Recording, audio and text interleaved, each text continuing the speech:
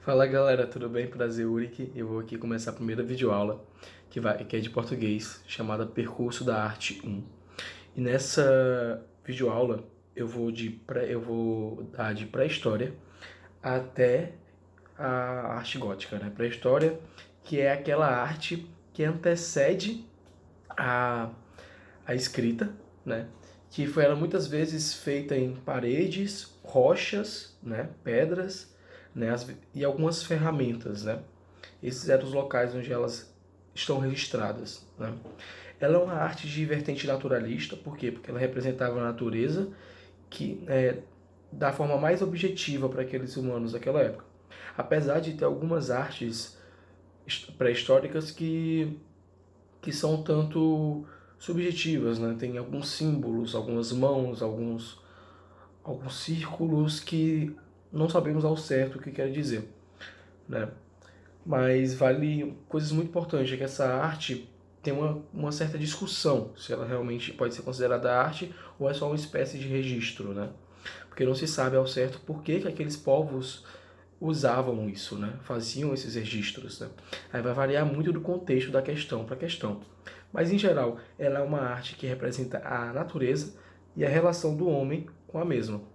Bom, ela tem uma coisa muito fulcral para entendê-la, é que ela tem uma função utilitária. Então, sendo ou não arte, registro ou arte, ela tinha uma função que era uma utilidade para o homem, desde pintar uma caçada para mostrar para os seus colegas que ele queria caçar naquela noite, ou então onde ele queria ir, né? Desde fazer uns instrumentos, né, para caça, umas lanças, umas varas, essas coisas, né, que ajudavam na sua convivência social. Então, em geral, era uma arte que ajudava o homem na sua convivência social e no seu cotidiano, né? Agora, a arte egípcia. A arte egípcia, de mais importante que nós temos aqui, ela é uma arte feita pelos povos egípcios ali bem antes de Cristo, né? E nela predomina o que? A policromia, né? A primeira arte registrada em diversas cores, né? Verde, vermelho, muito amarelo, né? Ela era uma arte idealizada, porque ela idealizava deuses, idealizava o faraó, que era a figura de Deus, né? E ela muitas vezes era ligada à religião e à morte, né? O julgamento de Osíris, né? A religião, a crença no faraó como um representante divino aqui na Terra, né? E ela, pela primeira vez, diferente da pré-histórica, ela tinha artesãos, ela tinha pessoas especializadas que iriam fazer a arte, né? Que iriam esculpir, que iriam pintar, né? Que iriam desenvolver o fazer artístico, né? Agora, a coisa mais importante da arte egípcia é a lei da frontalidade. Essa lei da frontalidade consiste em que as figuras egípcias, né, nas suas obras, nas suas pinturas especialmente, que eram muito feitas em paredes e alguns vasos, né, não vasos gregos, mas alguns recipientes, né, sarcófagos, vários murais, né. As figuras egípcias sempre estavam com o torso de lado, mais ou menos assim, e o rosto de frente, né? Por isso a lei da frontalidade. O rosto estava sempre voltado àquele que enxergava, mas o torso estava voltado de lado, geralmente representando uma hierarquia, né? Para onde os torsos estavam apontados era quem tinha uma maior hierarquia social. Enfim, finalizado a arte egípcia, vamos para a arte grega, um pouco mais recente, né, assim por dizer, mais ou menos ali uns 400 anos antes de Cristo, né? E a arte grega, ela tinha eu acho bem interessante, sabe? Até mesmo porque ela tem que ter cuidado para não se confundir com a arte romana, né? E a mesma arte romana não se confundir com a arte românica, que eu vou falar mais na frente. Mas vamos lá. A arte grega, ela era uma arte que buscava especialmente pela perfeição, pelo belo artístico, né? Ela tinha algumas características, né, da religião, né, do politeísmo, né, mais para fins de representação, mas em especial ela representava um homem, ela era uma arte antropocêntrica, né, o homem no centro, né, e ela idealizava também figuras, né, idealizava os atletas, né, musculosos, bonitos, né, proporcionais, né, para trazer esse belo artístico. Mas devido a essa idealização, nem sempre, na realidade, os atletas eles eram realmente atletas, né? Eles, tipo assim, no sentido físico da palavra, né? Às vezes eles eram gordinhos, às vezes eles não eram tão definidos, né? Não tão bonitos, né? Mas a arte grega idealizava. Então a arte grega é uma arte que idealiza o homem, né? Colocando ele no centro da arte para trazer o belo artístico para a obra, né? E ela representava muito, tem muitas questões que falam do movimento, da harmonia e do equilíbrio, né? Tinha certa matemática naquelas obras gregas, né? Que depois vai ser retomado também na arte renascentista, essa matemática. E tinha certa matemática e tinha muito movimento, como, por exemplo, uma imagem do... Eu não lembro o nome agora, mas do lançador, aquele que segura um disco, lançador de discos, eu acho o nome, que segura um disco, dá claramente a perspectiva de que está sendo lançado algo, que vai haver um movimento naquela obra, né? Às vezes a gente sente um pouco de dificuldade de entender o que é esse movimento nas obras, né? Geralmente é simplesmente um pé dobrado, um joelho dobrado, né? Uma posição que você faz quando vai se movimentar, né? Que aí já deixa implícito que há movimento. Mas enfim, a arte grega é uma arte idealizada, antropocêntrica e que busca a perfeição e o belo artístico. Já a arte romana, ela pega muito da arte grega, porque os romanos queriam tentar trazer essa cultura grega para valorizar o seu povo, né? A retomada dos gregos, até mesmo que os romanos vieram da Grécia, né? Primeiramente, e eles eram uma polis grega, né? Eles tinham uma polis gregas naquela região, até que Rômulo e Reno, né? Toda aquela história de serem criados por lobos, tudo mais. E no fim quem venceu foi Rômulo, né? Rômulo. E, enfim, a arte romana ela era muito baseada nos gregos. Ela buscava ser monumental e grandiosa, que isso já é um pouco diferente dos gregos, né? Os gregos tinham seus anfiteatros e tudo mais, suas peças, mas os romanos queriam ter anfiteatros muito maiores. O Coliseu é uma representação clássica da arte romana, né? Da grandiosidade que eles tentavam colocar, né? Porém, a nível cultural, né?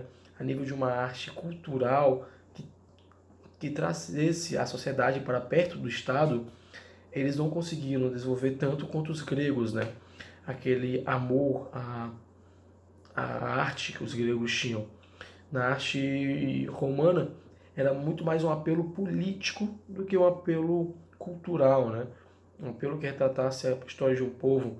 Uma escultura muito conhecida é a história de Júlio César, né? A escultura de Júlio César, que primeiramente aquela escultura, ela era policromática, só que a tintura foi se perdendo com o tempo. Então a arte romana, ela é uma arte que busca ser monumental, com grandes arcos, porque o arco é sim uma, uma estrutura, né, uma forma que permite maior sustentação, aguenta mais peso, né, para conseguir construir toda aquela arte monumental. E ela, influência dos gregos, como eu já disse, que é muito importante isso, e se buscava muito a arte como guardiã da moda. Então era uma arte de cunho político, muitas vezes policromática, com a tentativa de ser monumental, mas mais fisicamente, porque no âmbito cultural não conseguia ser tão monumental quanto as gregas, e também era uma arte que era defensora da moda, né? Ela tentava estabelecer padrões de beleza e de vestimentas. E agora a arte bizantina, que é bem próxima, assim, historicamente da arte romana, né? Só que é ali depois da cisma do Oriente, né? A cisma do Oriente, que foi quando o Império Romano se dividiu em dois, o Império Romano do Ocidente e do Oriente. O Império Romano do Ocidente ficando ali na região de Roma, Grécia e Europa, e o Império Romano do Oriente ficando ali na região da Turquia e do Oriente Médio, né? Da Mesopotâmia, aquela região.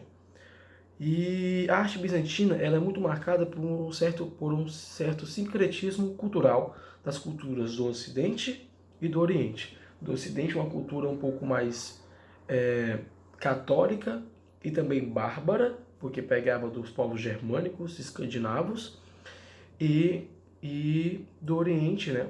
Aquela cultura um pouco mais judaica, hebraica e islâmica, persa, né? Então essa arte ela acabava sendo muito, ela é meio diferenciada. Se você for ver as imagens dela, ela tem traços, né, de uma arte que coloca um homem, né, no centro de algumas coisas, porém ela tenta ser mais ornamentada como eram as pessoas no Oriente, né, os sultões, por exemplo, tentavam ser, né, e os imperadores, por exemplo, Xerxes era bem ornamentado, né, da Pérsia, então ela acabava pegando essa ornamentação. Então era uma arte com muita cor e adornos, né, na sua arte. Tinha um cunho político, né, porque era uma arte de um império, que era o Império Romano do Oriente, né, e ela, especialmente, a característica mais marcante dela é que ela era feita em afrescos, né? O que é isso? É a pintura, a arte sendo feita na parede, porém na parede que acabou de ser feita, ou seja, construiu uma parede, a parede estava úmida e eles pintavam nessa parede, aproveitando a umidade dela, né, para deixar a arte mais permanente naquela parede. Agora, depois da arte bizantina, né, temporalmente, veio a arte românica, que é diferente da arte romana. A arte românica é uma arte que vai estar ali mais ou menos no século, eu diria no século, a partir do século VI, né? Que ela surge, é a arte das primeiras igrejas, né? Ela é uma arte, se você for ver, ela não tem tantos adornos, né? Mas apesar de algumas igrejas terem bastante adornos, mas ela é uma arte teocêntrica, né? Por isso que a maioria das obras dela são em igreja ou representam um Deus, né? Deus católico, cristão. E o que acontece? Essa arte ela é muito marcada por construção de igrejas com iluminuras, né? Que é exatamente o que uma iluminura é um vitral, né? Que retrata geralmente alguma cena bíblica, né? Ela geralmente tem alguma imagem ali. E principalmente marcada por arcos nas suas estruturas, nas suas igrejas, né? Famosas estruturas que aguentam bastante peso, né? Os arcos. E é muito marcada por arcos e linhas retas. Geralmente as torres das igrejas elas sobem, mas não apontam para o céu, como a gente vai ver daqui a pouco a arte gótica, mas sobem e ficam retas, são realmente retângulos assim, né? E tem arcos também, que é a horizontalidade, né? Ela tem linhas retas, ela é feita mais na horizontal, com várias linhas retas, né? Com bastante iluminuras, com essas imagens e vitrais, e arcos. E cai muito em prova a diferença dessa arte, da arte românica, para a arte gótica, né? Sendo a arte românica marcada por arcos, iluminuras e horizontalidade. Já a arte gótica, que também é uma arte teocêntrica, né? Botava Deus no centro de tudo e demonstrada especialmente nas igrejas. Ela é muito marcada por uma mistura da cultura clássica, bizantina e bárbara. Ou seja, vai sim colocar algumas figuras humanas, né, um pouco mais geometrizadas e definidas, né? E vai sim aproveitar os adornos da cultura bizantina, né? E muitas vezes os afrescos, e vai sim aderir a alguns aspectos da cultura bárbara, como gárgulas, né? Exemplo disso é a igreja de Notre Dame. Quem não lembra daquelas gárgulas que é bem marcante na igreja, né? Mesmo que você nunca tenha visitado, é notória que ao redor da igreja, no topo dela, tem algumas gárgulas. Isso já foi demonstrado em vários filmes, etc. Então, a arte gótica, para diferenciá-la da arte românica, a arte gótica ela é marcada pela verticalidade, ou seja, suas torres elas apontavam para o céu, né, como se fosse realmente um dedo, né, que ia um retângulozinho, assim, uma torre, e depois afinava apontando para o céu, tentando mostrar que a arte, né, o homem, a terra devia estar sempre voltada para o alto, para Deus, né? E essa arte também ela era muito marcada por vitráceas, rosáceas e ogivas, né? Especialmente rosáceas e ogivas. O que são rosáceas? São vitrais, né? Vidros coloridos que tem parece umas rosas, por isso que o nome rosáceas, né? São vidros coloridos de várias cores que trazem a semelhança de uma rosa. Geralmente vai estar ali no front, né, da igreja, logo acima das portas da igreja, geralmente vai ter uma rosácea, né?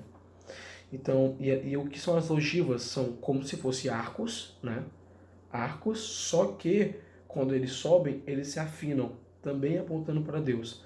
Ou seja, elas são, na verdade, arcos pontiagudos, né? Diferente dos arcos da cultura da arte românica. Então, fazendo um paralelo, um ping-pong, a arte românica tem bastante iluminuras, né? A arte gótica tem bastante rosáceas. A arte românica tem bastante arcos e a arte gótica tem bastante ogivas, né? A arte românica é bastante horizontal e a arte gótica é bastante vertical. Talvez essa horizontalidade da arte românica, só para fim de curiosidade, talvez essa horizontalidade represente um pouco do pensamento que os primeiros filósofos, né, e teólogos cristãos, que eles tinham uma familiaridade muito grande com o pensamento grego, né, que, querendo ou não, era mais voltado para a terra. Então essa horizontalidade ela fosse com o intuito de demonstrar que nós temos que conhecer Deus a partir das coisas que nós vemos aqui na terra. Talvez seja isso. É só uma especulação minha, para fim de curiosidade. E a arte gótica, já que ela era vertical, ela apontava para o céu, mostrando que o homem e a terra devem estar sempre voltada para Deus. Buscar Deus, né, em seus diversos dons. Enfim, espero que vocês tenham gostado dessa videoaula, né, um pouco singela. E desejo a vocês ótimos estudos e que a gente possa se encontrar novamente. Tudo de bom.